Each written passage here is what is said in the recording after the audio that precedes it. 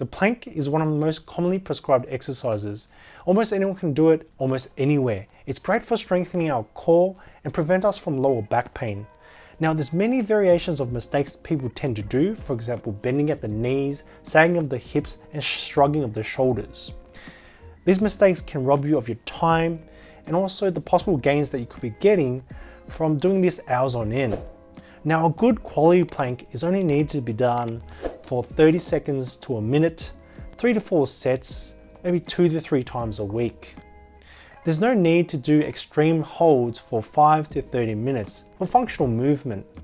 In this video, we're going to talk about the common mistakes and how we can avoid them and how to do a proper good plank. Bent knees.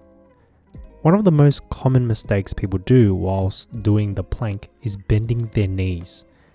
This is normally apparent when someone has jumped straight into an exercise without having basic core stability strength, or they've recently been bedridden with an illness, therefore being very weak. By bending your knees, it will make the leverage on your body a lot easier, so there's less force acting on your core by shortening the distance from your legs. Another reason people bend their legs during a plank or towards the end of the exercise is because they're starting to fatigue and they are trying to reduce the load on their back, their core, or their arms. If doing this exercise on your feet with your legs straight out is too hard, try doing the exercise on your knees first, and once you are ready, then do it with your legs straight out. In all forms of exercise, training quality of an exercise will always trump over time and power. You also need to remind yourself that there is no need to cheat yourself out of these gains. Today's training is tomorrow's reward. Arched back. Another way to increase the time you hold a plank but in poor form and possibly causing more back pain is creating an arch in your lower back.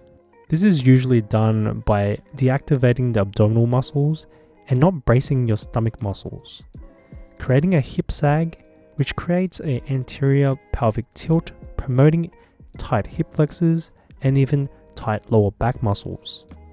This takes the load off your core and your stomach muscles, which is the main purpose of this exercise. This also renders the exercise pointless, but it also causes a lot of stress and strain on your lower back muscles and joints, which may even cause lower back pain and injuries such as facet syndrome in the lumbar spine, which can be quite painful. To undo this, make sure you squeeze your butt muscles and squeeze your abdominal muscles, imagining you are pulling your belly button through into your spine and towards the ceiling. Try to visualize you rotating your hips back into posterior pelvic tilt by rotating your pelvis backwards. This might make you feel a slight flexion in your lower back, making your lower back flatter. Please excuse my efforts of trying to look like the Michelin Man whilst doing this topless in this video. I know I'm not in tip-top shape, so be my guest to roast me in the comments section. However, I was unable to show the arch properly with a shirt on. Bum stick up. This position is a common mistake even I still do. It definitely is a hard position to avoid since you actually don't know how far your bum or your lower back is up in the air.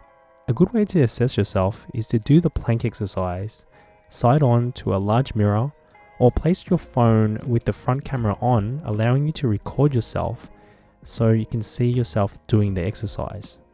Another way is to place a stick on your back and try to balance it on your back with the main contact points, which is the bum, upper shoulders, and slightly the lower back. The idea behind this is to have your spine run parallel to the broomstick. There is less risk doing this exercise in this position, the bum stick up, compared to the opposite, which is the hip sag, because this can be quite stable. However, by doing this exercise in this position, you are cheating yourself from the exercise and its purpose. Most of the load during this exercise will be placed onto your shoulders, which is an isometric shoulder press hold, and you'll be deactivating your glute muscles, your back muscles, and your core muscles. Shrugging shoulders. The shrugging of the shoulders during a plank is a sign that you are either overactivating your trap muscles or you are relaxing your chest and your shoulder muscles. By not activating and pressing your forearms into the ground or slightly pushing your shoulders forward, you will lose out on the benefits of the training and strengthening your serratus anterior muscle. This muscle helps assist stability in your shoulder blade, rotator cuff muscles, and reduce the chance of scapular winging. We also want to reduce replicating a posture we already spend so much time in our daily lives, such as sitting hunched over a computer, on the phone, or driving, which uses the upper traps quite a lot, and your arms internally rotate inwards with your hands close together.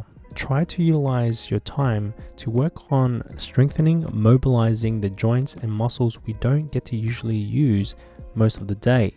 So place your hands wider apart, almost parallel to each other, and with your thumbs up. By doing this, it will indicate that your arms are externally rotated out.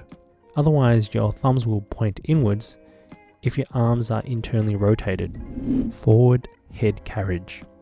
When you're holding a plank for a long period of time, we tend to relax different muscles to allow us to hold it for longer. Most of us will allow our head to drop down, creating a forward head carriage, which pushes our chin forward and promotes a hunchback position. We already spent so much time in this position, already at our desk, or bending our head forward and staring at our phones, or even driving, depending on the type of job you have. Let's try to counter the hours spent hunched over and strengthening these muscles needed to have more of an upright neck posture by slightly looking straight ahead in front of our hands. This will help keep your head in a neutral position and give you a targeted position to hold your head and neck. In this position, remember to try to push your forearms into the floor and separate your shoulder blades from each other. This activates the serratus anterior muscles, which is crucial for shoulder blade stability, and it helps you stay in a strong hollow body position, which holds tension throughout the body. Bad versus good planks. So we just broke down the positions and mistakes we should try to avoid. This is a plank that is in bad positioning. You have bent knees, arched lower back, which indicates a lack of tension and activation of the abdominal muscles in the belly, and shrugged shoulders, and your hands are together. Having your hands together in a plank position will promote rounded shoulders, or the same position you would have your hands together in front using a computer or on your phone texting and scrolling, or spending hours each day driving. If you do all these activities to promote a hunched position, it's best that we try to open up our hands apart to create external rotation in the shoulders, and to point our thumbs up to promote external rotation of the arms as well. So let's compare a poor plank and a good plank. A good plank would have these basics covered: straight legs to have proper tension and to allow tension throughout the body in the plank. The pelvis is rotated back by activating the core and the lower back slightly flattened. Your shoulder blades are separated from each other and your elbows and forearms are pressed into the floor, activating that important muscle, the serratus anterior.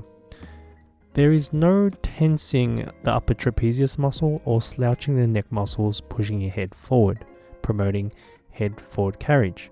Your arms are externally rotated and your hands are not close together. You can point your thumbs up and ensure external rotation. Once again, thanks for watching. I really want you to join my Facebook group. I want to build a community there where we can discuss all things health, and there'll be other health professionals in that group as well to help you out. Now, if you can't wait for my answers and you want to ask me questions, please join my Patreon. That way you'll be supporting this channel. I'll put the links in the description box below. Now, if you're suffering from extreme low back pain, I really highly recommend that you check out my 3 acute lower back exercises to get you moving again. Or if you enjoyed this video and it's helping you strengthening your core and you love the plank exercises, I really want you to check out my 6 daily core exercises video. That video will definitely improve your core strength and get those 6 packs happening. Now, remember to hit like, hit subscribe, comment below if you have any questions, and I'll see you guys in the next one.